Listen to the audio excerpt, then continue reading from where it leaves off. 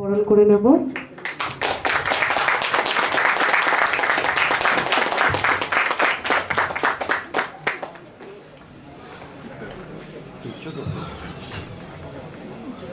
পরবর্তী বক্তা হিসেবে ডেকে নিচ্ছি অরূপ চক্রবর্তীকে। কয়েকটা প্রশ্ন রাখছি পরপর।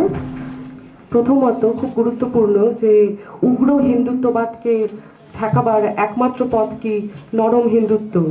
রাম মন্দিরের পাল্টা জবাব হিসেবে জগন্নাথ মন্দির নির্মাণ কি খুব জরুরি?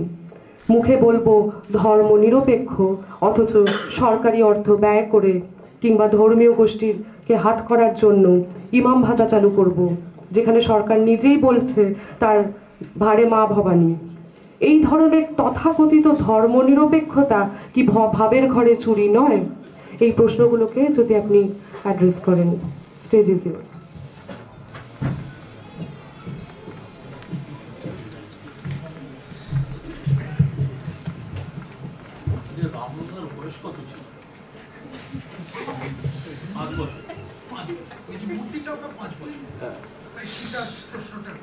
আমি প্রথমে ধন্যবাদ জানাই মাইন্ডস্ট্রোলজি এবং রায়বাহাদুর ইউটিউব পোর্টালকে, যারা আজকে বিশেষ করে যখন আর কয়েকদিন পরে দেশে সাধারণ নির্বাচন, এই অসহিষ্ণুতার চর্চায় মাইক্রোফোনটা অসহিষ্ণু হয়ে উঠছে সারাদিন। তো যাই হোক, আর কয়েকদিন পরেই যখন দেশের মানুষ সাধারণ নির্বাচন মুখোমুখি হতে চলেছে, সেই সময় দাঁড়িয়ে আজকের আলোচনার শীর্ষক মন্দির ও ভারতীয় রাজনীতির ভবিষ্যৎ। আমার পূর্বে যারা বক্তব্য রেখেছেন তারা প্রত্যেকেই রাজ্য এবং দেশের আইনসভাকে বিভিন্ন সময় সমৃদ্ধ করেছেন। স্বপন দাশগুপ্ত, তার দলের সাথে আমাদের মতের পার্থক্য রয়েছে, নীতিগত বিরোধ রয়েছে। স্বপন দা তার বক্তব্য রেখেছেন, রাজ্যসভার সাংসদ, বিজেপির নেতা। অরুণাভদা, যাদের থেকে আমরা প্রতিনিয়ত শিখি, ঋদ্ধ হই, অরুণাভদার মতো করে কংগ্রেস দলের নেতা হিসেবে বক্তব্য রেখেছেন।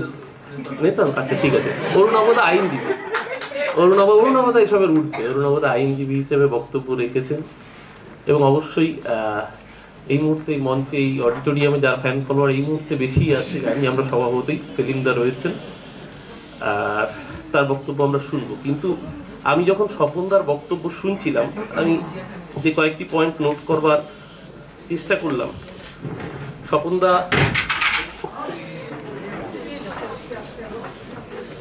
ঠিক আছে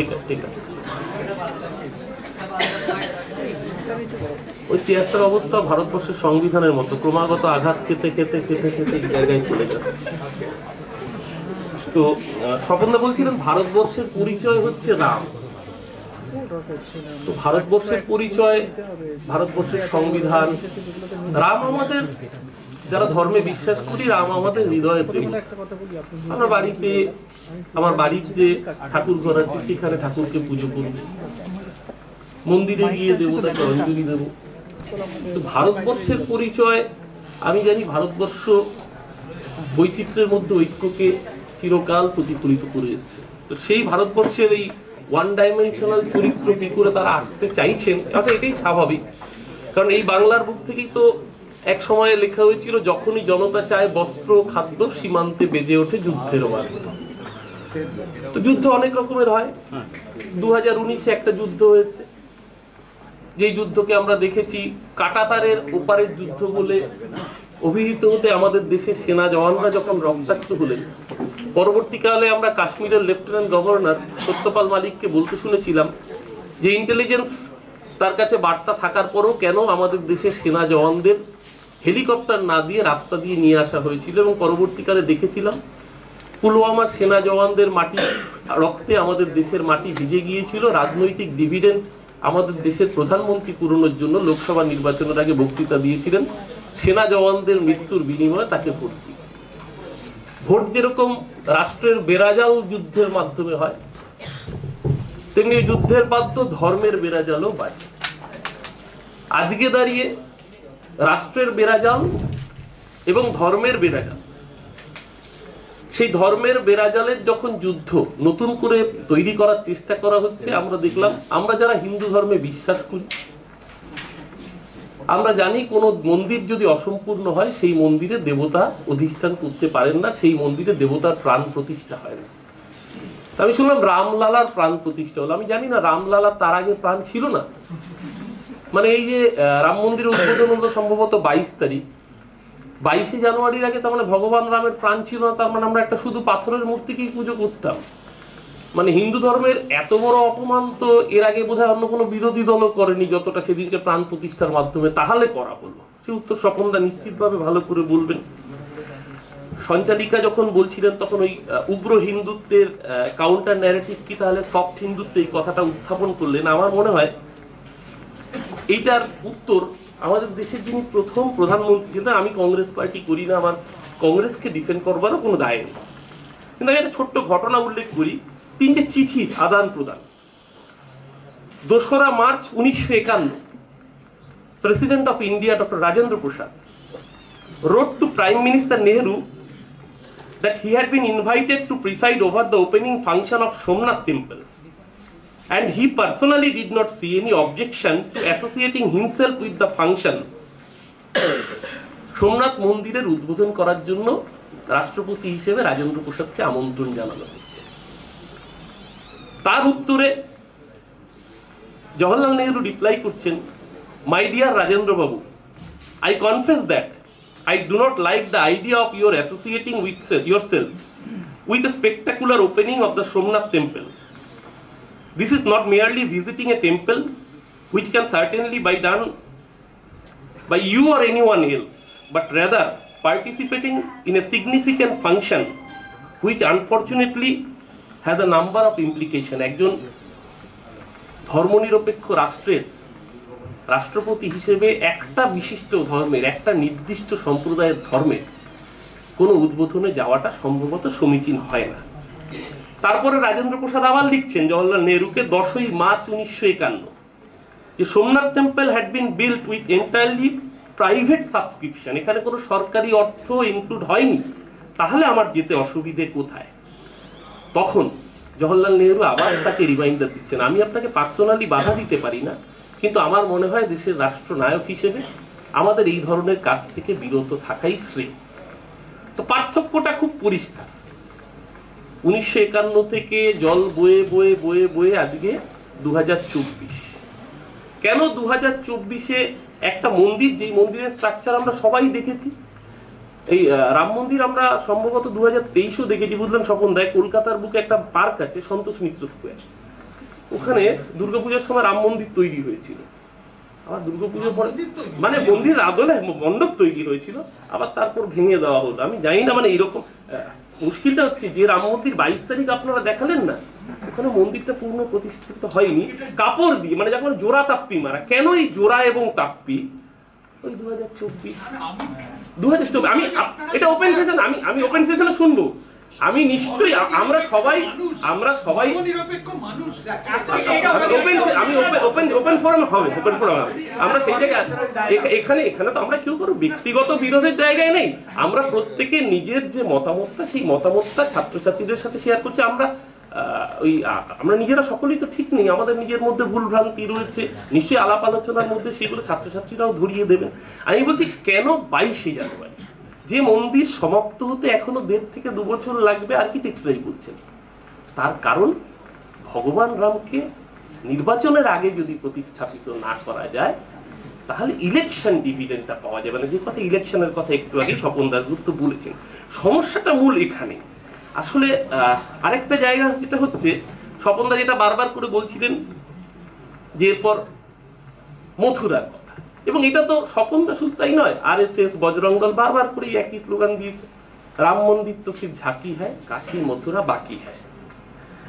সমস্যাটা সূত্রপাত অনেক গভীরে।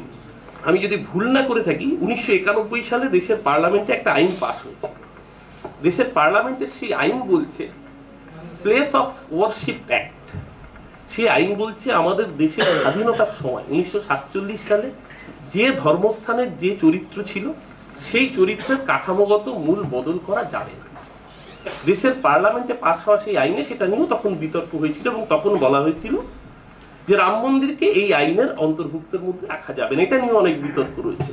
সেই সময় নরসিমা রায়ের ভূমিকা, সেই সময় কংগ্রেসের সফট হিন্দুত্ব নিয়ে একটা সময় দীর্ঘদিন বামপন্থীরা বলেছেন।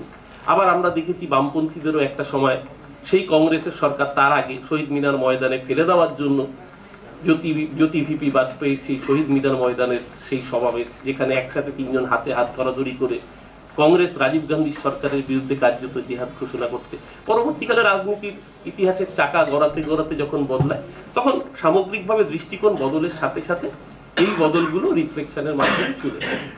মূল সমস্যার জায়গাটা, আজকে দেশের মানুষ যখন লোকসভা নির্বাচনে রুটি কাপড়া মকান, অন্ন বস্ত্র বাসস্থান কর্মসংস্থানের দাবিতে ভোট চাইবে, দেশের মানুষের কাছে ভারতীয় জনতা পার্টি যারা দেশকে শাসন করছেন, যারা বলেছিলেন বছরে 2 কোটি বেকারের কর্মসংস্থান দেবেন, সেই বিষয়ে প্রশ্ন করলে তখন আরবান নকশালগুলো তাকে দাগিয়ে দেওয়া হচ্ছে। আজকে এখানে করঞ্জয় গুহ ঠাকুর তার মতো মানুষ রয়েছে, তার বিরুদ্ধে কতগুলো মামলা হয়েছে আমরা জানি। আজকে হয়তো আমাদের মতের সঙ্গে বিরোধী, আজকে আমরা দেখেছি নিউজ উইকের একগুচ্ছ সাংবাদিককে তাদের কিভাবে কেস দিয়ে এখনো প্রবীর প্রকাশের মতো মানুষরা তাদের পরিণতি আমরা দেখতে পাচ্ছি। আমরা গৌরী লঙ্কেশের কথা বলছি।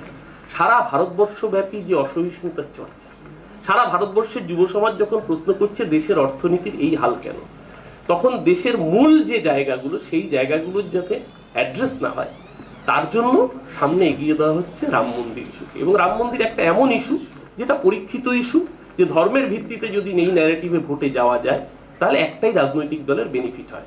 ভারতবর্ষের সমীক্ষা বলছে, একাধিক ইউনিভার্সিটির সমীক্ষা বলছে যে ভারতবর্ষের বুকে যতবার দাঙ্গা লেগেছে একটাই রাজনৈতিক দল বেনিফিটেড হয়েছে, তার নাম ভারতীয় জনতা পার্টি। যতবার ভারতবর্ষের বুকে দাঙ্গা লেগেছে, ভারতবর্ষের বুকে যতবার কমিউনাল পলিটিক্স হয়েছে, একটাই রাজনৈতিক দল তারা বেনিফিটেড হয়েছে। তো সেই জায়গায় দাঁড়িয়ে আজকের এই আলোচনাটা অনেক বেশি যুক্তিগ্রাহ্য এবং গুরুত্বপূর্ণ এই কারণে যে ভারতবর্ষ আজকে দাঁড়িয়ে ভারতবর্ষের যুবক যুবতীরা ঠিক করবে আগামী দিন ভারতবর্ষ কোন পথে চলবে। নিশ্চিতভাবে ভগবান, আমরা যারা হিন্দু ধর্মে বিশ্বাস করি, আমরা কেউ ভগবান রামকে অশ্রদ্ধা করছি না, কিন্তু ভগবান রাম ইলেকশন আসলেই তাকে পার্টির ক্যাডার বানিয়ে তাকে কার্যত বুথ এজেন্টের জায়গায় যারা নিয়ে আসছেন, তাদের উদ্দেশ্যে একটাই কথা বলার, রাম কা নাম নাম না করো। আর আরেকটা জিনিস স্বপনদার কাছে আমি জানতে চাইবো, স্বপনদার একটা খুব বড় কাজ করেছেন, ওনারা বলছেন রামকে তারা ঘরে ফিরিয়ে এনেছেন। দেশের মানুষ আজকে জানতে চায় 528 বছর পরে যদি ভগবান শ্রীরামচন্দ্র ঘরে ফিরতে পারে, নীরব মোদী আর মেহুল চোকসিরা কবে ঘরে ফিরবে, বিজয় মাল্যা কবে ঘরে ফিরবে, ভারতবর্ষের মানুষ এটাও জানতে চাইছে। ভারতবর্ষের মানুষ যে যুবক বেকারত্বের যন্ত্রণায় ভুগছে, যে কৃষক, আজকে দেশের কৃষকদের আপনারা কার্যত বাধ্য করেছিলেন রাস্তায় নামা, এবং শুধু তাই না, কৃষকরা যাতে দিল্লিতে প্রবেশ করতে না পারে তার জন্য দিল্লির বর্ডারে, দিল্লির রাস্তায় আপনারা কৃষকরা ট্র্যাক্টর নিয়ে যাতে ঢুকতে না পারে তার জন্য সেখানে গার্ডরেল এবং পেরেক পুঁতে দিয়েছিলেন। কিন্তু সেই কৃষকদের আন্দোলনের কাছে পরে নতি স্বীকার করতে হয়েছিল। আজকে ভারতবর্ষকে বিক্রি করে দেওয়া হচ্ছে দুটো কর্পোরেটের হাতে। আগে আমরা দেখতাম যে দেশের প্রধানমন্ত্রী যেখানে যেতেন, প্রধানমন্ত্রীর সাথে সাথে যারা শিল্পপতি পুঁজিপতি তারা ঘুরতে যেতেন। আমাদের দুর্ভাগ্য, আজকে ভারতবর্ষের বুকে নতুন ভারতবর্ষ শাইনিং ইন্ডিয়া দেখালো, একজন শিল্পপতি একজন প্রধানমন্ত্রীকে পুষে রাখতে পারেন। তার কারণ সেই প্রধানমন্ত্রীর দপ্তর অর্থাৎ পার্লামেন্টের বুকে যখন প্রশ্ন ওঠে সেই শিল্পগোষ্ঠীর বিরুদ্ধে, তখন দেশের 148 জন সাংসদকে বহিষ্কার করে দেওয়া হয় দল মত নির্বিশেষে, রাজনীতির রং না দেখে। শুধুমাত্র একটি মাত্র গোষ্ঠীর বিরুদ্ধে প্রশ্ন করা যাবে না। এই জায়গায় যারা নামিয়ে এনেছেন ভারতবর্ষের মানুষ কিন্তু আগামী দিন তাদের প্রশ্ন করবেন এবং প্রশ্নের মুখোমুখি হতে হবে। হয়তো পার্লামেন্টে আপনাদের সংখ্যাধিক্য রয়েছে, পার্লামেন্টে সংখ্যাধিক্য আছে বলে আপনারা পার্লামেন্টের বুকে গায়ের জোরে বিরোধীর কণ্ঠকে হয়তো অবদমিত করে রাখতে পারবেন, কিন্তু সারা ভারতের মানুষ সেই কণ্ঠকে অবদমিত করে রাখতে পারবেন? ভারতবর্ষের মানুষ তো জানতে চাইবে কেন মোহাম্মদ আকলাক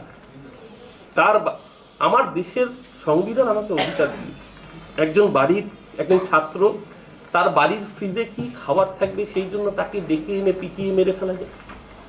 এই ভারতবর্ষ আমরা সারা বিশ্বে মুখ দেখাচ্ছি, যে ভারতবর্ষ পরমত সহিষ্ণুতার কথা বলে, যে ভারতবর্ষ যত মত তত পথের শিক্ষা দেয়, সেই ভারতবর্ষ আজকে দেখছে একজন মানুষ সে তার খাদ্যাভ্যাসের জন্য তাকে মৃত্যুবরণ করতে হচ্ছে, তার বাড়িতে আক্রমণ করতে হচ্ছে। কোথায় পার্থক্য থাকছে? আজকে যখন আপনি স্লোগান দিচ্ছেন রাম মন্দির তো সির্ফ ঝাঁকি হ্যায়, কাশী মথুরা বাকি হ্যায়, আপনার সাথে বাংলাদেশের ওই মৌলবাদী জামাতের কি পার্থক্য থাকে যে জামাত বাংলাদেশের হিন্দু মন্দির ধ্বংস করে? আপনার সাথে কি পার্থক্য থাকে বামিয়ানের বুদ্ধমূর্তি যে তালিবান ধ্বংস করে? আজকে বজরং দলের সাথে বা তালিবানের কোন পার্থক্যটা বজায় থাকে? আজকে তাদের নিয়ে যখন আমরা গর্ব করি তখন কোথাও একটা আশঙ্কা হয়, আখেরে আমরা কোন ভারতবর্ষের দিকে আজকের যুব সমাজ, আজকের প্রজন্মকে আমরা এগিয়ে নিয়ে যেতে চাইছি? শুধুমাত্র নির্বাচনের ক্ষমতাটাই শেষ কথা বলে না। হিটলারের হাতে অসীম ক্ষমতা ছিল, তারপরে হিটলারের পরিণতি দেশের মানুষ, ভারতবর্ষের মানুষ, পৃথিবীর মানুষ ভোলেনি। হিটলার ওই একই কায়দা করে পার্লামেন্ট থেকে সমস্ত বিরোধী কণ্ঠকে ব্যান করেছিল, কিন্তু হিটলারের পরিণতি সারা পৃথিবীর মানুষ ভোলেনি। যুগে যুগে যারা হিটলার হতে চেয়েছেন, নিশ্চয়ই শাসকের নেচারে কখনো কখনো স্বৈরতন্ত্র প্রকাশ পায়, কথা অনস্বীকার্য। যে যখন শাসক হয় তার নেচারে স্বৈরতন্ত্র প্রকাশ পায়। সেলিম দ্বারা যখন বিরোধী তখন সেলিম দ্বারা একরকম, সেলিম দ্বারাই যখন শাসক ছিলেন তখন আমরা যারা বিরোধী ছিলাম আমরা অভিযোগ করতাম আমাদের উপর তাদের অত্যাচারের কথা।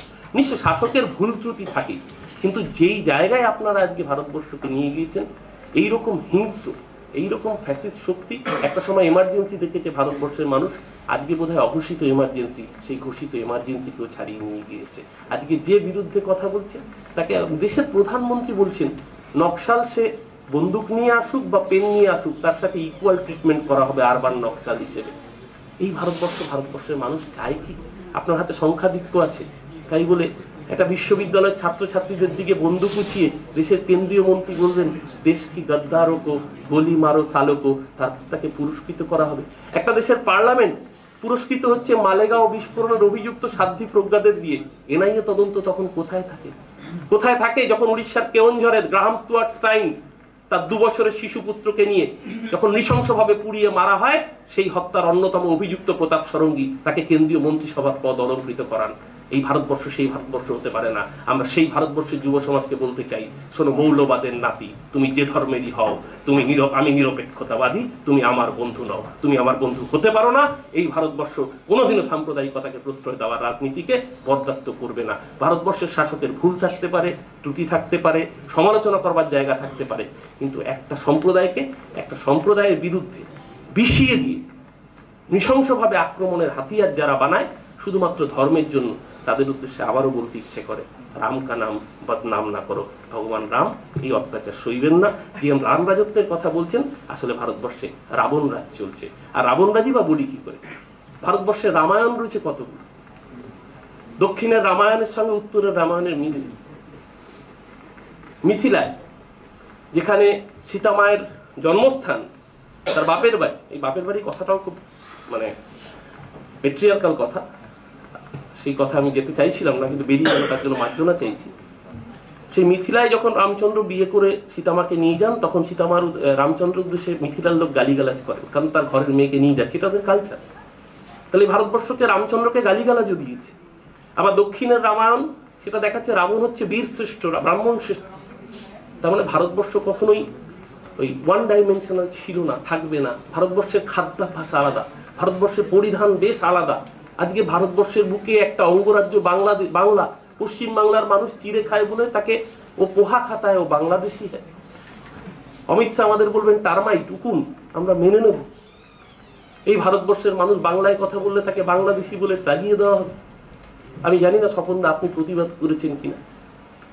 রাম মন্দির যে পুজো হচ্ছে, আপনারা বিশ্ব হিন্দু পরিষদ পোস্টারিং করেছে, দেশ কা হর মন্দির কো রাম মন্দির বানানা পারেগা। পারবেন তো?